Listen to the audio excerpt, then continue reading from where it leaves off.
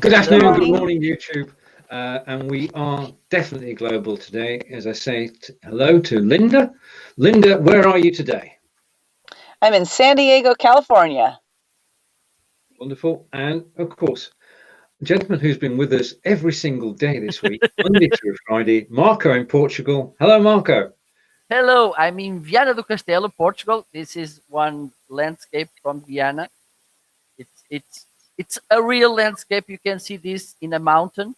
If you search for Viana, you will see a church which is on the top of the mountain. And National Geographic classified the view from there in the top 3 of the world. Wow. Just to make you think about it. That's awesome. Okay, I'm going to change my background to Stonehenge, I think, and then we'll be competing. Right now, I don't know about you, but going to live on YouTube is totally new, and I mean today this week we've been live 5 consecutive days, and we've got an audience actually watching. What are your plans with regard to YouTube looking forward? Go ahead, Marco. Oh, okay. Absolutely.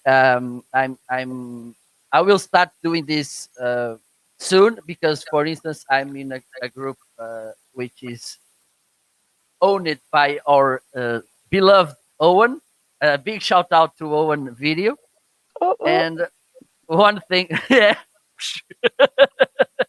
Love Owen. And yeah, absolutely. YouTube is the video platform. When you go to YouTube, you go to watch video. You go to, for instance, to search for the right topic. I have this problem today. I want to solve it. How to change the text on Word. How to use Photoshop this way. How to make live video. Which gears I need to go live stream. So I guess it's a must do to have a nice YouTube channel. For instance, I don't know if you have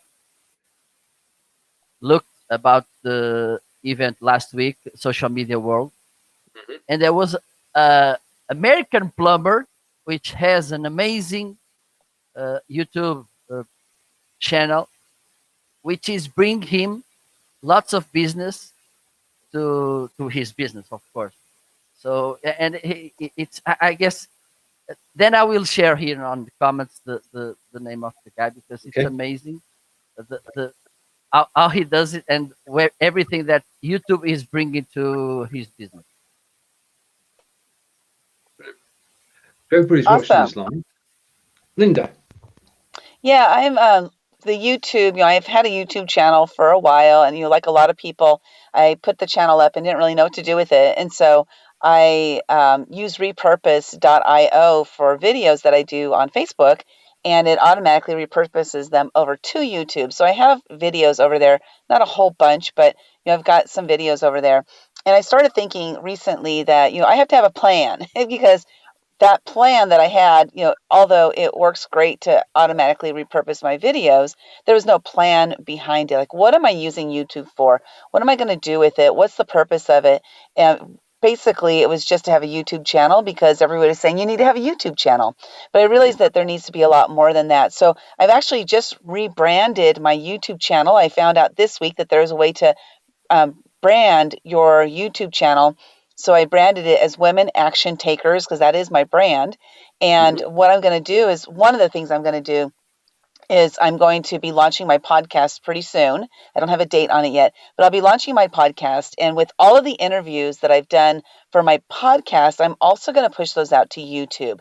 So people have an opportunity to not only hear the interviews, but they'll also have an opportunity to see the interviews, as well as I do a lot of trainings. I've been training people, for 30 something years, and I love training on various topics. And I'm going to be doing trainings on YouTube as well. Like Marco just mentioned, how to go live, how to do these certain things. And what I realize about YouTube, because you mentioned this, Stephen, is that, people on YouTube watch for, about 5 minutes or more, whereas on Facebook, they'll watch for 30 seconds to a minute. So we really have an opportunity to capture them, capture their attention longer on YouTube. So what are we going to use YouTube for? What are we going to either stream live, or what are we going to pre-record and do? Like Owen Video, you mentioned him also, Marco, he's amazing. He does pre-recorded videos for the most part. I love doing live videos. So I'm going to, use YouTube as an opportunity to do live videos to a different audience than I have on Facebook, as well as, to give those how-to videos. I'll do short ones so that they will be continuous. Like if you want to learn this next, go here. If you want to learn this next, go here, and having like a chain of how-to videos. And then we also were talking about playlists. To have an opportunity to create playlists. So what I will do with that is I'll have different playlists regarding different how-to videos. And then also my podcast will be on its own playlist. The Women Action Takers podcast will have its own playlist. And then I'll have my how-to, this program, how-to this program, and what's, so and so. And lastly, I wanted to mention that, one of my clients, she decided to start a YouTube channel. This was about maybe 3 years ago, and she didn't know what she was doing, how she was going to do it. She started watching a lot of YouTube videos to learn, how to start her YouTube channel. So she started her YouTube channel, and here's what was really cool. And this is something I learned from her that I'm still tweaking in my own mind, but she's very specific. Her topic is extremely specific. It's about dementia, and she gives tips and tricks for people about who are caregivers for dementia. And for anybody who's interested in it, it's called Dementia Caregivers. That's not the name of it. Shoot, I'll remember the name of it in a minute. But she started her channel with one viewer, like one subscriber, and then 2, and then 3, and then 10. And now she has over 50,000 subscribers. In addition, she gets thousands and thousands of views on her videos because there are caregivers out there, and it's called Care Blazers. That's the name of her channel. But there are caregivers out there for dementia. It's very specific. We talk about niching down. And so her channel now has not only that many subscribers and that many views, but she's monetizing her channel because now people want to advertise on her channel because she's very specific with her niche, which is dementia. So I'm going to look at that too. Like, how can I, create the value that she's doing, something like she's doing, not dementia, of course, but how can I create value on YouTube so that people subscribe because I'm providing that value for them. And then it's something that's able to be monetized because of the value that I'm providing. I've got so many things to pick up on there. I think that the first thing that we should talk about is monetization, and discoverability is a good word, and the ability to actually make money on YouTube if you reach certain levels, and that's 1,000 subscribers and 4,000 hours cumulative watched in a year, and that takes some doing. Marco, do you aim to be monetized on your channel? Let's say hello to Barry. Hello, I'm about to share the channel I mentioned before. Well, also to monetize, even though it's not the main reason I want to have a nice YouTube channel. It's more to generate business in other place. But well, if it allows me to have monetize somehow in a way that doesn't bother to my audience, because for me the most important of all is to bring value to my audience. It's how I do business. That's how things work. If I can monetize sharing with things about live streaming, for instance, with useful things about marketing, it's okay. If it's to monetize announcing flowers, I think it's not that okay because it's not my business. But that's it. I guess one big difference, which brings us to this thing of monetizing, about building audience, about building authority, is to be really strategic. Because on Facebook you can go live and share something. Okay, today it's raining here. It's okay. Then today I'm going to the park and traveling and talking to friends. It's okay, no problem. But I guess it will be difficult for you to bring customers, to bring business to you next week with this kind of video, because it happens that day and it vanishes. That's just it. So one thing it's good to Facebook to make is to plan. Even though you're recording or going live, which is perfect, I think you should. Even though there's people is saying all the time, get out of your comfort zone. I think if your comfort zone is live streaming, still live streaming. If your comfort zone is recording, still you don't have to give up on that. It's okay. Sometimes getting out of comfort zone it's overrated. I think so. Well, it depends how it turns out. Yeah, I think you don't need to get out of your comfort zone all the time.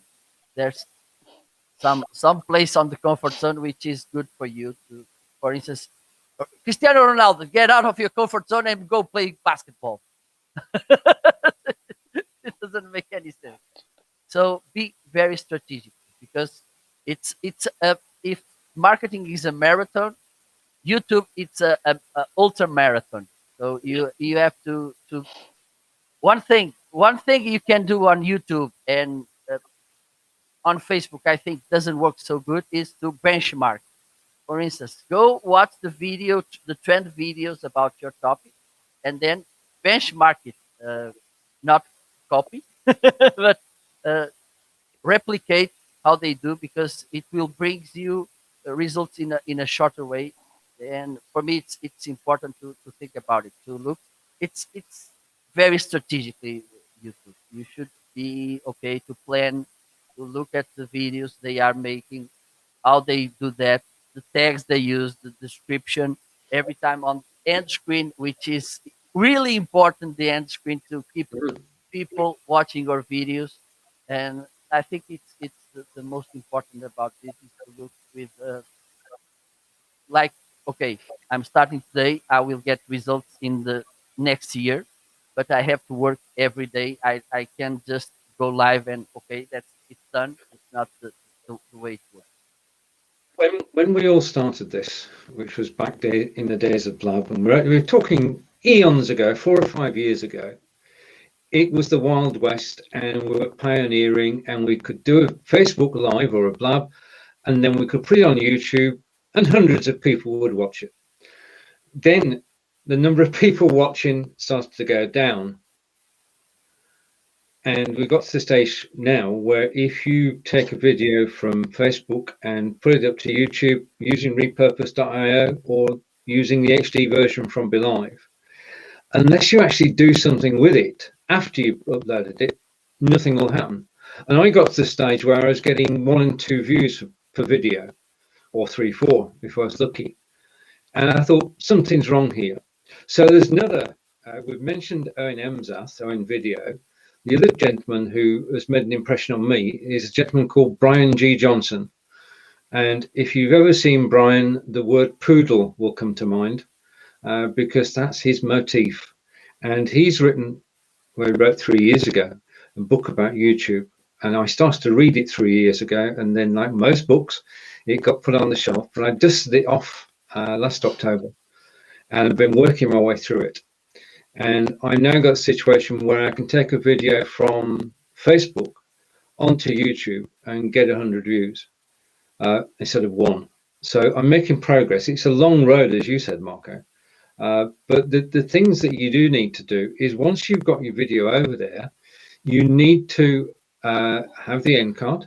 You need to have 5 cards attached to it. So when people are actually watching the one video, they can quickly click to see one of your 5 top videos that you want them to watch. You've got to respond to comments as they're made. You made the point, Marco, that you've got to, it's like tending a garden. If it's going to grow, you've got to be there weeding every day. And if you don't, it just becomes a desert. And on that note, I'll turn over to Lynda and her strategy for going forward. Lynda. Okay, well, you mentioned monetization. There's various ways to monetize. One of those is ads, is kind of, I think, what you were alluding to there, Marco. Another way is affiliate. Like if you have an affiliate people that, because I do a lot of interviews. So by me doing interviews, it's possible for me, like if they have an affiliate program, I can put those affiliate links down there. One year, I didn't even know what I was doing. And one year I interviewed people who had affiliate programs, and I made $18,000 extra that year just based on those affiliate links. And again, I didn't even know what I was doing. There was no strategy whatsoever. So imagine what you can do if you actually have a strategy behind that. So in addition to the affiliate links, there's ways like referrals. There are those ads that are run. And I think, and I'm not sure, maybe Stephen, you can speak to this, but as far as ads being run, is that something we have control over? I think is my question. Like, do we have control over saying nobody can run ads on this show, or can people just pay to run ads on a show that they want to? I don't even know anything about that. I'm a bit clueless too. I do know you can actually decide which type of ads actually run on your channel. So you can say, I don't want ads about, but anything. You can pick the topics you don't want, and then they build the ad roll around that. But you can't say, I'd like to take adverts from this specific company.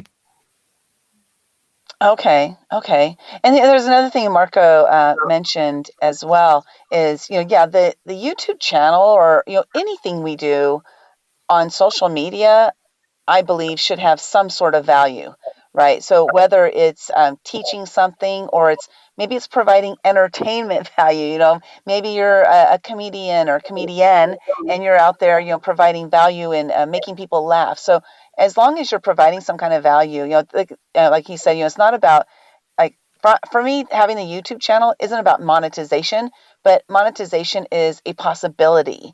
And it's cool because if you're able to monetize a social media platform, then you're able to sleep and wake up in the morning with some money in your account. Now, isn't that a good thing? Yes, of course, because that means you're providing value. If you're providing value, then people are going to want to watch, and people are going to want to participate in what you're doing. So yeah, my plan going forward really is building out my women action takers. I realized just recently that I had a mission 5.5 years ago, and I kind of lost sight of that mission. And, a lot of us have ideas and, thoughts and ideas of what we want to do and how we want to do it. And then, things get presented to us, opportunities get presented to us. So we might get off track, and then we come back on track, and then it's part of life, right? Part of our growth and our experiences. And so, 5.5 years ago, I realized that I wanted to help women to be seen and be heard, because I grew up in an abusive environment. It was very volatile, and I didn't even discover that I had value on this planet until I was 51 years old. But once I discovered I had value, I decided to share my voice with the world, because hopefully it will help to impact somebody else's life. So now they will also share their voice with the world.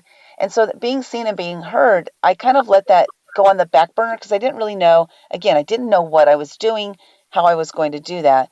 And so I realized these platforms like this, me interviewing women, is an opportunity for me to help them to share their voice, to help them to see the value that they have for being here.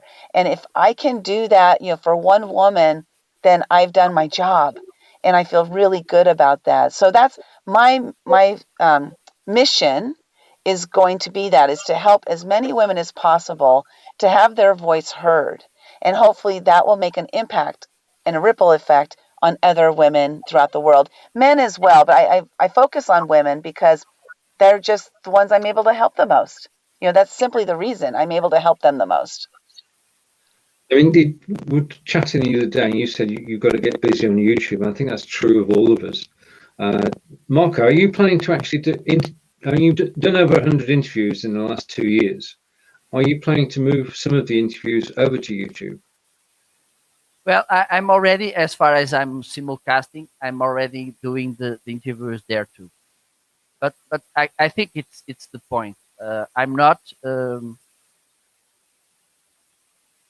putting the coins on the right place. I mean, the recording is there, the interview is there, but not work. I didn't put the tags, the description to optimize the thumbnail and all that kinds of stuff. It's a little bit crazy, stupid, I can say, because that's the point. As you said, YouTube is a garden. If you don't water the garden, if you don't look at the bed weeds coming up and all that kinds of things you need to do the maintenance, it's the right word. Mhm. Okay, Yeah. if Yeah. you don't do that, it's a little bit worthless, the thing. And other question, I started the last week. This week it's been crazy. I had lots of I think it's the 10th live stream I'm doing this week today or something. It's a crazy week. Yeah. But one thing, frame, I think you should work to be more productive on YouTube. Go to the search bar and start typing a topic that which you want to talk about it. Yeah. Okay, and see the suggestions YouTube is making to you, and point them down on the paper, on the Excel sheet, s- somewhere, because they could bring you ideas to the next week, the next month, the topics you're going to talk about it. Then, for each topic, look at the trending videos. Mhm. Look the title, the description, the text they're using, the tone of the people, the thumbnail, which is it's usually important. The thumbnail, and that's one thing that we don't take much time uh, on that, because it changes a lot the click through rate when you appear on the result and people click or not on your video. So the thumbnail it's really important, and that's it. If you do this homework before starting, and instead of just go live and okay, if you do this, it will brings you more results. Also, you can on your channel settings you can define which tags you want in every video. Mm. You can also to put a standard description or some text which you want to go in every video. For instance, your website, a little description about your channel, your social media networks, and all that kind of a call to action which you want to use in every video, and then you can edit, but you don't have to do this work again and again and again. It's there. So I think it's one of very important things about YouTube. Also, it's to frame the work, because there's, I guess, it's in everything we do. It's the most challenging thing. How can I make it to do the most work with the less work? If you know, if I made my point, because I'm always thinking about it, because I had hundreds of hours. I guess you all have hundreds of hours of video, and to make nuggets with it, to make the podcast, to share it in different networks, to bring with new ideas. If you don't have a nice framework, okay, on YouTube I will do these steps, tack tack tack tack tack. On Facebook, these steps, tack tack tack tack. We get paralyzed because we have so much to do. We don't have any clue to how we should go, and it won't get you results, because the problem is that if we don't do the proper work, the right work, we'll think the problem is on the platform. Okay, Facebook doesn't work for me, LinkedIn doesn't work for me, YouTube doesn't work for me. Most of the time is because you don't know how to work with the platform. Yeah. You've got That's to. it. Okay, oh, we're coming back. We're coming back. Yeah, you could. You can't. You can't possibly be everywhere, can you? You know, I don't think. Possible. There isn't time to be everywhere. You've got to decide where you want to be, and at the end of the day, it's where you get best results and where you're most comfortable and you enjoy being, Lynda? Yeah, I've had some interesting things happen lately. Facebook. I've been on Facebook since 2008 when I started it as a farmer on Farmville. That's how I started Facebook, way back in the day. And then I ended up getting hooked on it. I ended up having a business. So then I started, using it in a different way than I had been using it previously. So it was like this process, right, of changing and learning and growing along with Facebook. And I've been banned recently a couple times. I'm banned again for 5 days. I was banned for 10 days and banned for 5 days. And what's crazy about it for me is I provide value. I provide positivity. I don't provide any negativity. I'm not saying any bad things. And I've been banned. And I know a lot of other people who have been being banned lately. So Facebook is really cracking down. And the reason I bring that up is because what's been interesting for me, and this is what I've kind of realized, is that Facebook was like my playground. Facebook was my place to learn. Facebook was my place to grow. Facebook was my place to try new things. And so I feel like the ban has been for me to, step out of that comfort zone, which Facebook has become my comfort zone because I know it so well. But I feel like this has happened, I believe that things happen to us for a reason. Like there's a purpose for what's happened. So like it's not happening to me, it's happening for me. So then I have to like ask myself, well, why is this happening? What am I going to learn with this? And I think it's for me to step out and do something different and to have a plan now because in 2015, you might not know this about me, Marco, but Stephen does. In 2015, I faced a fear every single day for an entire year. I faced a fear. I had so many fears. This was one of them. Live video is definitely one of them. Since then, I've done over 3,000 live videos. I've interviewed over 500 people. So there's been a lot of different things I've done since then. But Facebook was my place to play with those things, to figure those things out, to figure out like, who am I? What am I doing? And now it's time for me to take all that knowledge and be more smart about it, to be more strategic with my plan. And so I want to thank Facebook, for giving me that opportunity to play around and figure things out. And now that I've had my playtime, it's time for me to be strategic. I don't know what the future holds, but I do know this is that I'm going to be stretching out of that and jumping out of Facebook because being banned like that, you have no choice, So now it's time for me to do something different and to see what happens, to maybe actually, edit my videos instead of do all live, because right now I do all live videos because it's a time saver. That's been my reason, so now it's time for me to do something different, right? And as far as maybe not just do lives, but to do some pre-recorded and to add some animation. I know how to do all this video editing. I have the video editing skills, but I'm not doing any of that. So, and I wanted to touch on something you said, Marco, that I think is really important for people, and that's, overwhelm. That's something that a lot of us experience, maybe every single person experiences it at some point in their life.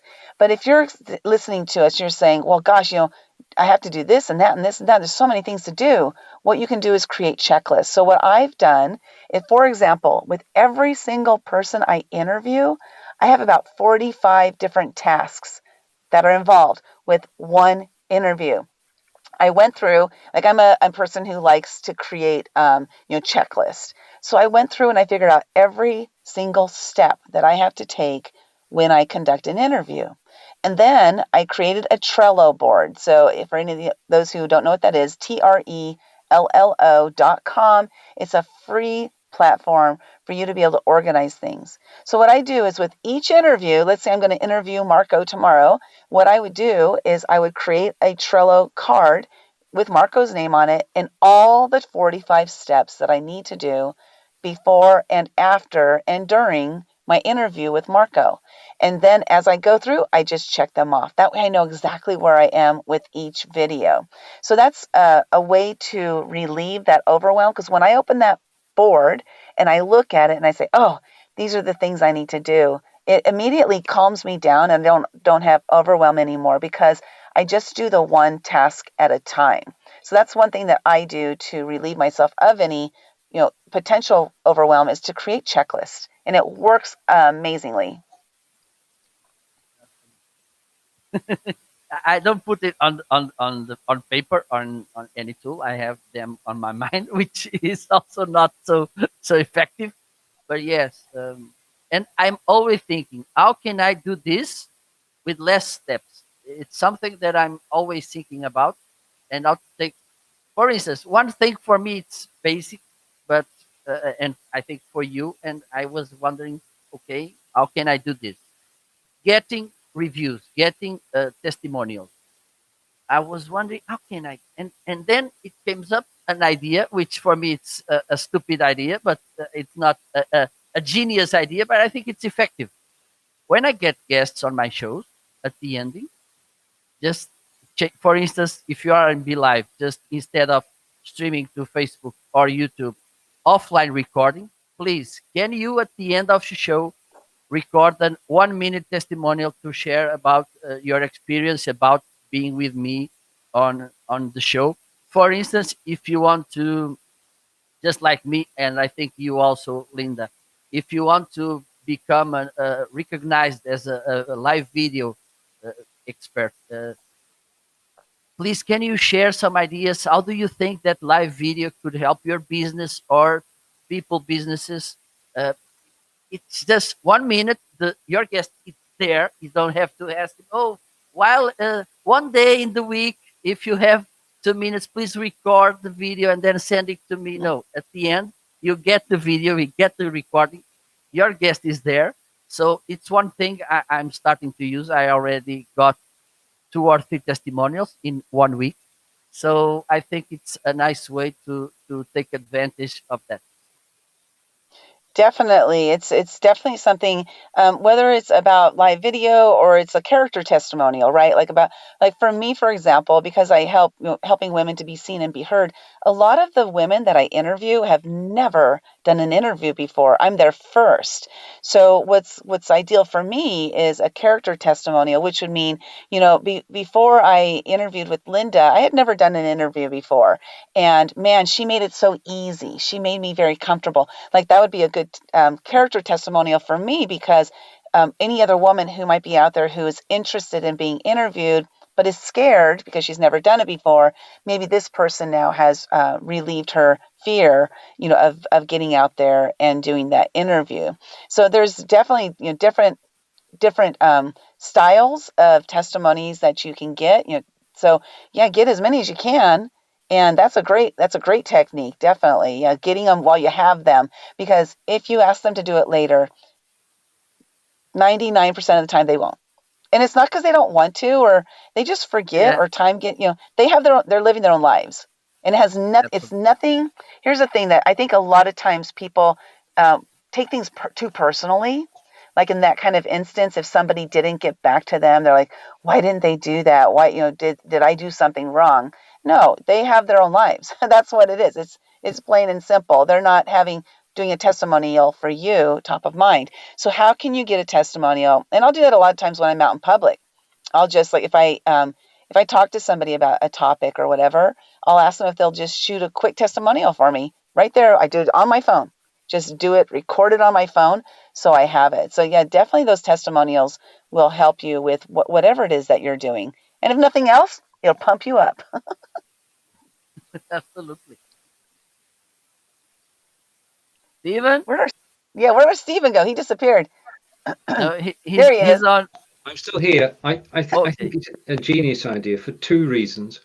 Okay. One, that if you're in Be.Live, you can finish the show normally and then just ask the question, do you mind if we record the next minute or so? And the other thing is that at that particular point, because you've been interviewing, especially if it's the first time they've ever been interviewed, they're on a high. So any testimony that they give is going to be positive. Yeah.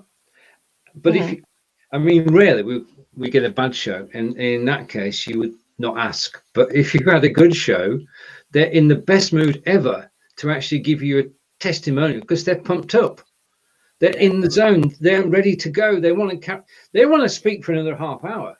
You've you've cut the show short. They've got more to say, and they can say it in that minute. So that's one of the practices that's come out this week that I'm definitely going to adopt. Is to Yeah. ask at the end You of the know, show. I wanted to bring up, this is a really interesting thing that happened to me, and I was interviewing stars on the red carpet. I've had this opportunity to interview stars on the red carpet at the Academy Awards after party, and this one gentleman that a lot of people know of, Jack Canfield. He was co-author of Chicken Soup for the Soul books. They've sold over 500 million copies so far of the Chicken Soup for the Soul, and so I was interviewing him, and previously that afternoon, I took him to lunch, and there's a whole story behind that, which I won't go into that story. But I took him to lunch, so I had an opportunity to get to know him pretty well. And when he was walking down the red carpet, I was like, "Oh, there's Jack." And he walked up to me and he goes, "Oh, there's my lunch buddy," which was really cool. Then I interviewed him. I asked him some questions about Chicken Soup for the Soul, and then I had this brilliant idea. I said, "Jack, why don't you tell everybody why you love me so much?" Like that. And he did. So I got a testimonial from Jack Canfield just by being off the cuff like that. I didn't know what he was going to say. I didn't know if he was going to say anything, but I took this chance, and it happened. It worked out well to my advantage. And so there's always opportunity to get testimonials, even if you ask it while you're still live. Don't let the recording stop you from asking, because that asking for the testimonials, you might only have one opportunity, and they might be like, "Well, I got to go." But if you had asked it during the interview, you could have gotten the testimonial anyway. So I don't know, it's just, you never know. That's all I'm saying, is you never know. Very true, very true. But it is an opportune moment to do it, and it's one practice I will adopt. So we decided that the majority of people who actually go live on or go onto YouTube are actually spending, I've heard of people spend 40 hours on a 5-minute video. Now, we're not that kind of people, are we? I mean, if somebody said to me, "You've got to work this video until it's perfect," I don't mind getting close to perfection, but it's not perfection I'm after real. Yeah. So when we're interviewing people, we're actually want to take them on a journey to tell their stories and get into the real world where things do go wrong. Yeah, they sure do. True. We've had one or two this week, but we survived them and we're still here. Right. Okay. Shout out to Bridgetti. Bridgetti, if you're watching us, come and join us on camera. Absolutely. Come. She'd say she would. Okay. Now, as with most of the shows, as Lynda and Marco know, we don't start with a script. Perhaps we should sometime as a novel idea. But when you're both doing interviews, do you actually have a script to follow? I don't follow a script at all. Not even my first question is the same to every person. What I do is they hop on about 2 or 3 minutes early, and I just talk to them to tell them what the podcast is about. Right now I've been doing a lot more of like podcast interviews, but I tell them what the show is going to be about. And most of my shows, my mission is to inspire and motivate people to take action. That's why it's called Women Action Takers. So with that, it's just to inspire and motivate people to take that action. I only have one question that is the same with every single show, and that's my final question, because I want to have the person I'm interviewing have an opportunity to share a tip that people can take that will help them to up-level their life, in that moment, a tip that they can take right then and there if they are wanting to. So that's the only pre-written question that I have. Other than that, I listen to what they're saying, and my questions are always based on that. And it's been cool because, again, when I interviewed some of the stars on the red carpet, they go down this long line of people asking them question after question, and most of the people ask them questions based on the same thing. What movie they're in right now, or what song they're writing right now, or have out and stuff. And I asked them random questions, and a lot of them were like, "Wow, that was a really great interview." So I know that based on the fact that because I'm being real, like you mentioned that, Stephen, right? Being real, being authentic, just being me. Just by being me, my questions are going to be different because I'm different. We're all different. And I just come up with off the cuff questions based on what you said.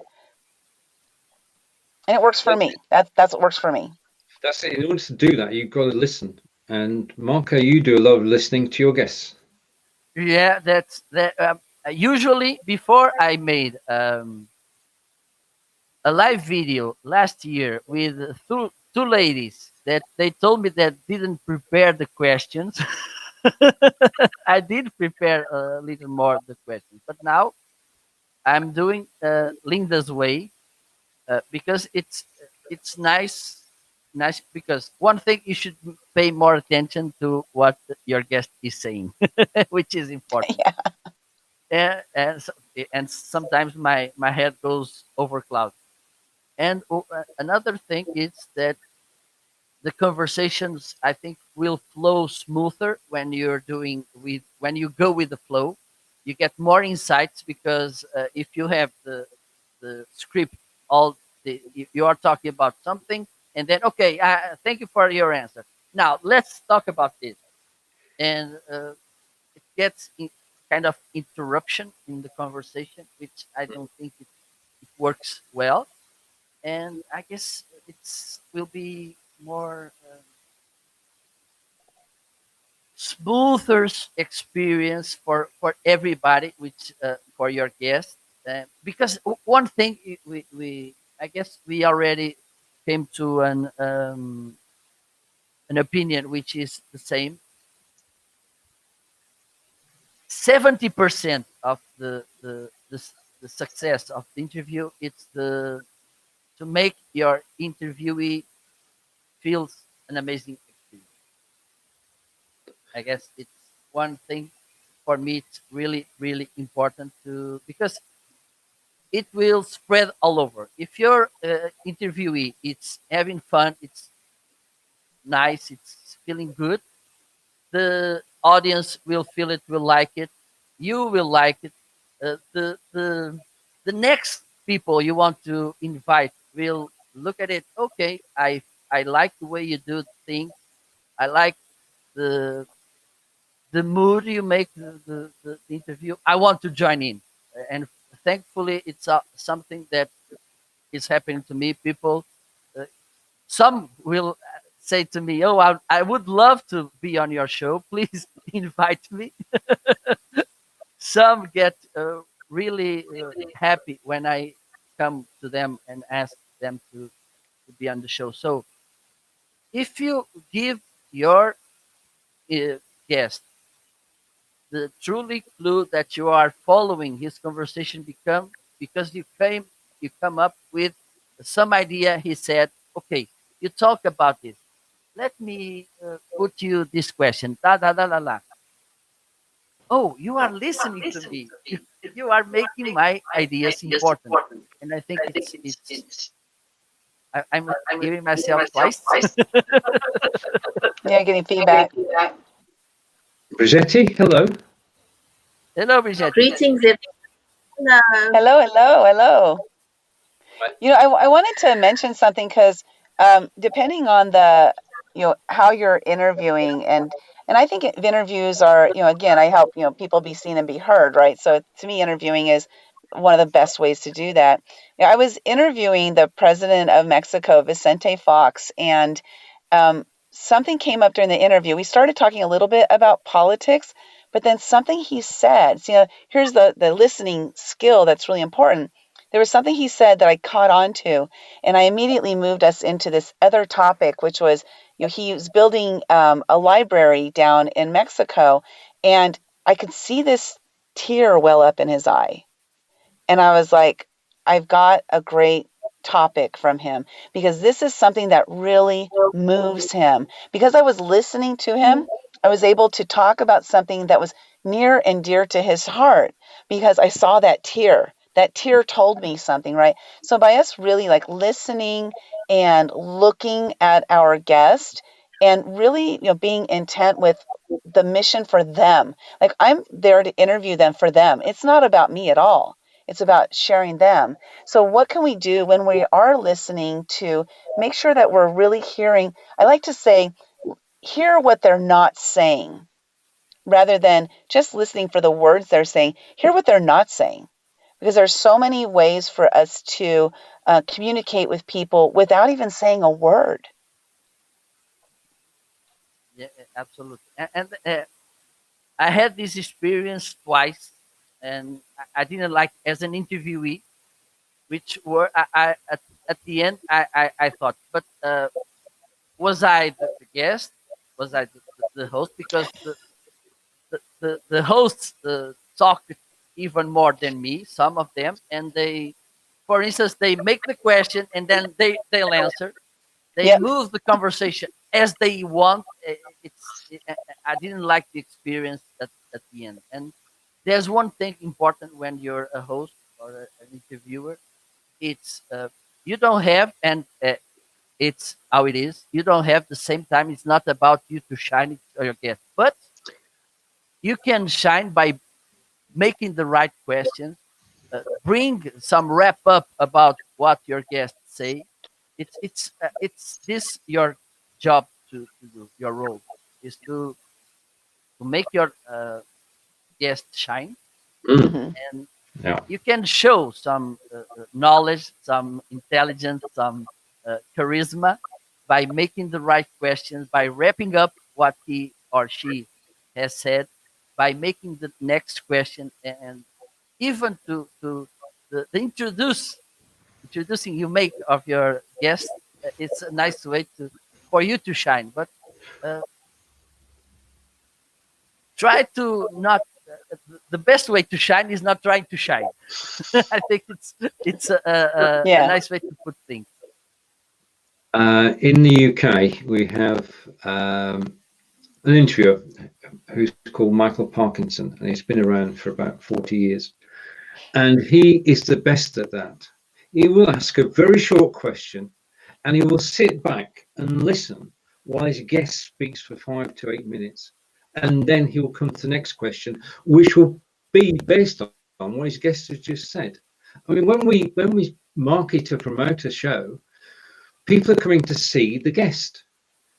They know we're going to be there. We're there every week. It's the guest that's important. I totally agree with you, Marco, because we've spoken about this several times. And you think the same way, Lynda? Exactly. Yeah, I've had experiences like Marco. I remember this one woman was interviewing me for an hour, and I probably talked 3 minutes of that hour. But yeah, she would ask a question and she would answer it, and I was like, "What the heck?" I drove all the way down here for this, so it's kind of interesting. It's definitely a skill to have. The interviewing skills. Again, it's about listening, and that's people want to be heard.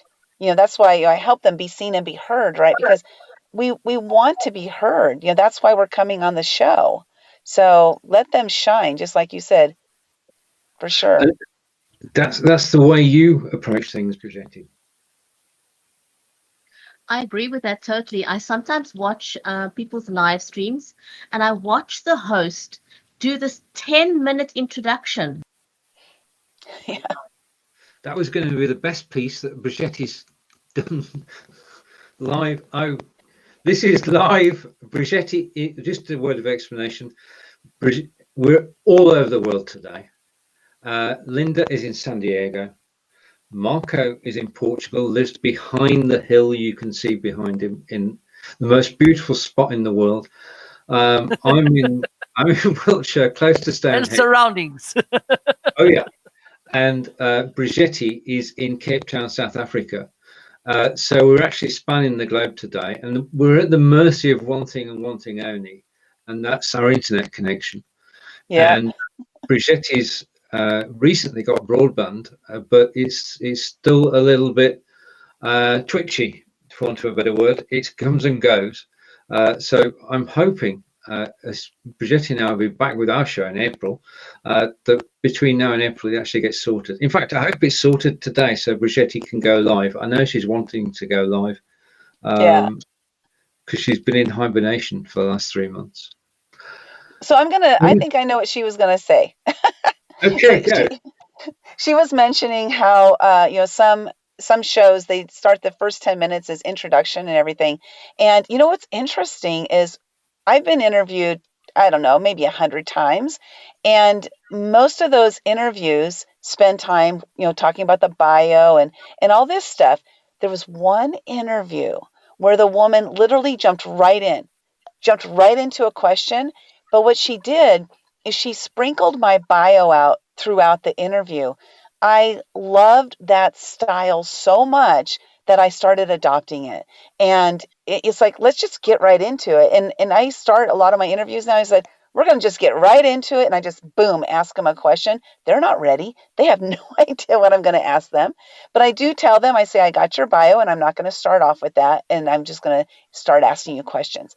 And it's interesting because what I discovered by doing that is you can build a relationship immediately by jumping right into being all about them without doing the bio. To me, the bios, they serve a purpose, but they're kind of pretentious. We're fluffing our feathers when we send a bio out to somebody, and instead of that, why don't we get to know the person immediately, and then like I said, working the bio into it. So, for example, I wrote a book called The Year of Fears, right? So she didn't start off with that. She asked me a question about something about fears.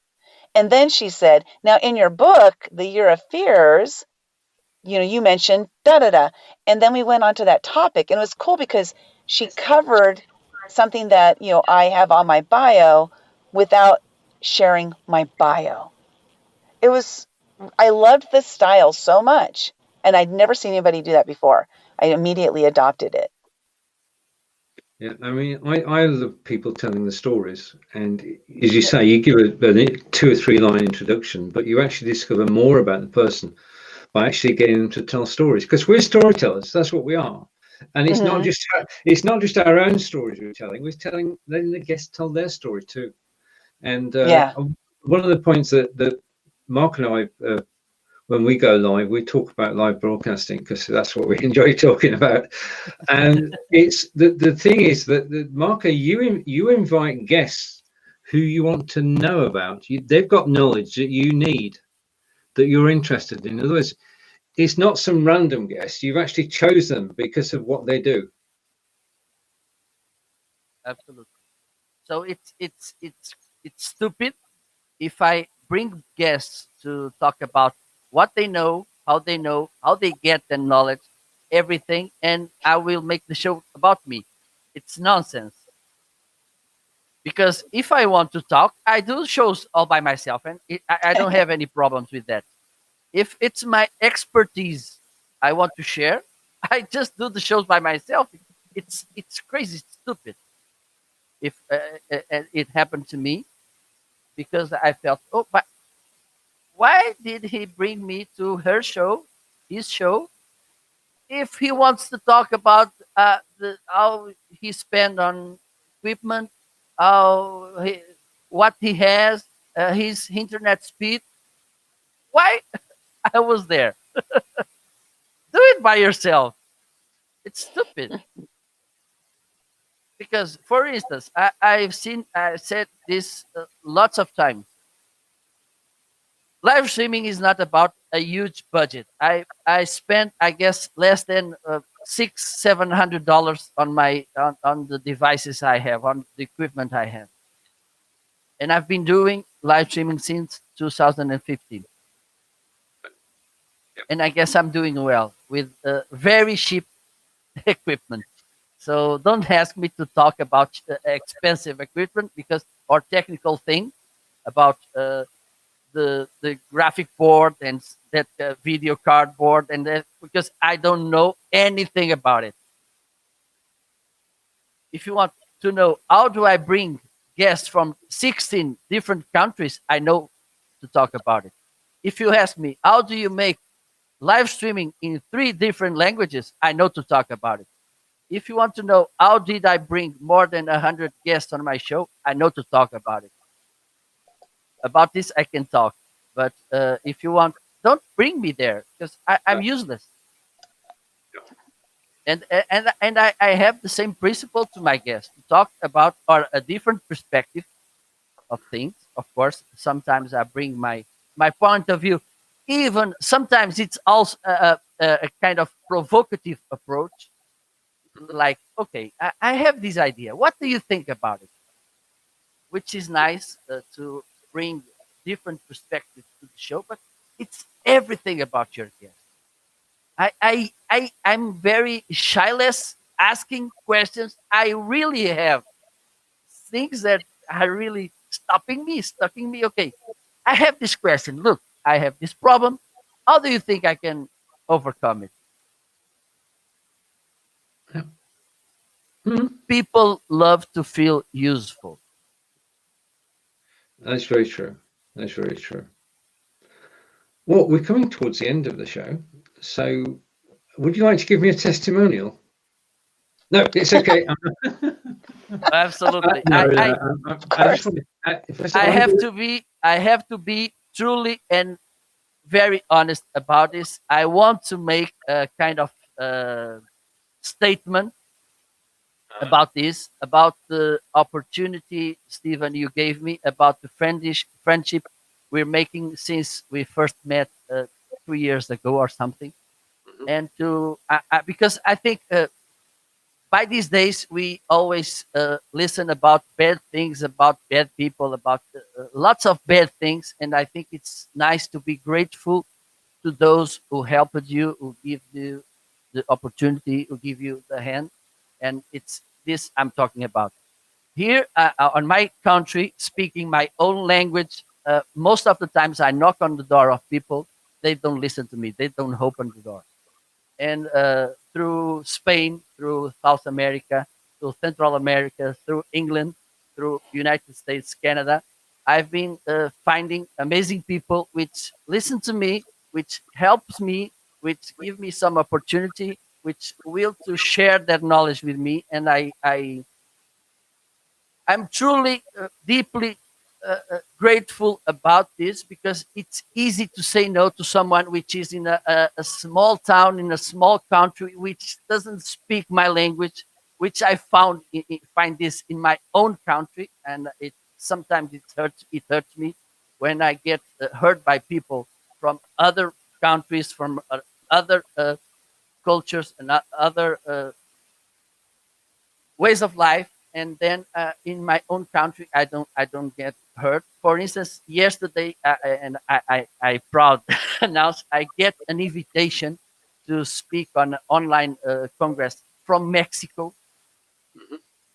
Okay, and it makes me really really grateful, and it made me think I'm doing something right, and I have to came with this. Thank you, Stephen, to give me this opportunity. I think I work it for it, of course.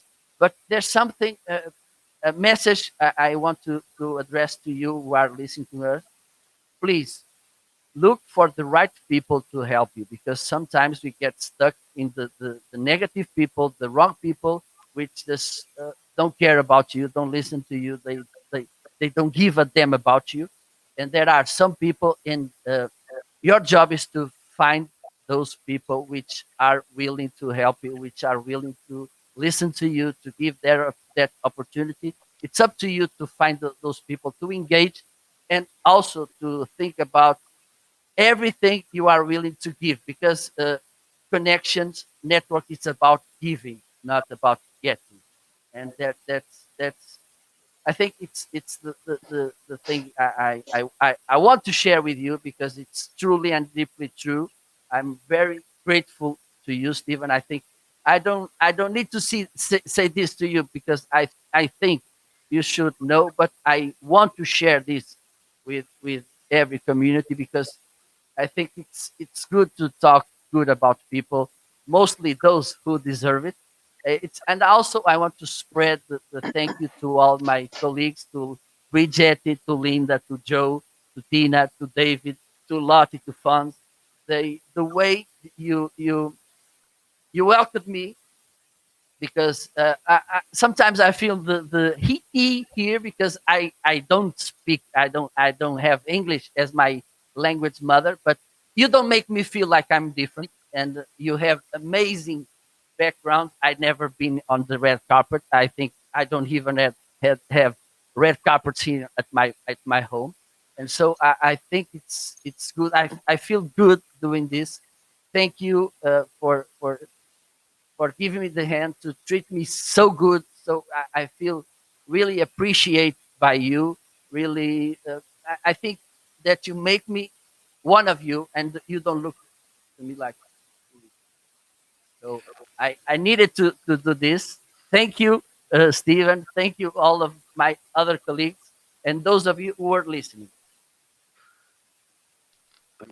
Thank you, Marco. I'm just My turn.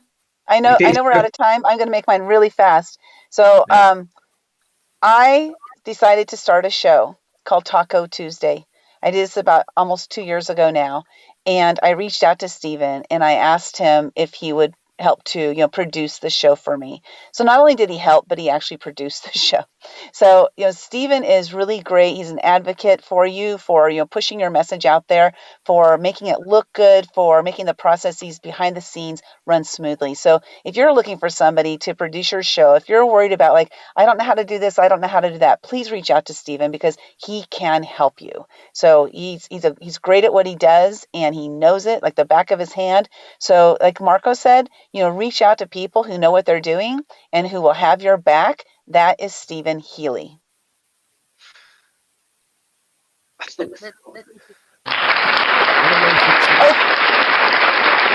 Wonderful. Thank you both. I'm overwhelmed, and at this point, I'd just like to say thank you to everybody who watches us. Thank you to the full team at 5 Days Live. We've had a blast this week. We've had 5 fantastic shows. Everybody's played an excellent part. And until the next 5 Days Live, this is Marco and Lynda and Stephen saying goodbye for now. Barry, thank you for watching today. Everybody who sees the replay, thank you. Bye. Bye. 5 Days Live.